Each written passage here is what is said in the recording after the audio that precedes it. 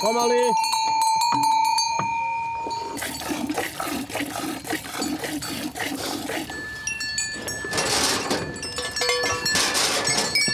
Tak o 6. začíname dojiť. Zatiaľ tradične dojíme ručne. No a mlieko robíme tiež takisto spracovávame akože ručne. To sú valašky cigaje, miešané. A to je pre našu oblasť asi najlepšie, lebo oni tie kopce zvládnu asi najlepšie. Tie, čo sú miešané, tie čierne, to sú cigaje. A tie biele to sú valašky. Kvôli tomu máme tu spolu ovce a kozy, lebo najprv kozy veľmi pekne vyčistia pastvu. Tam je zlý prístup, tak oni to pekne vyčistia a to mlieko je chutnejšie.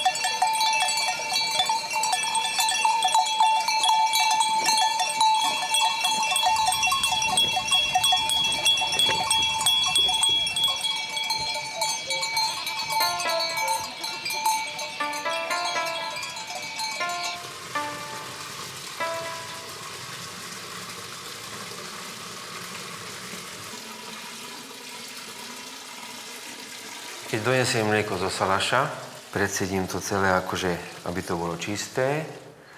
A potom do toho dám syridlo.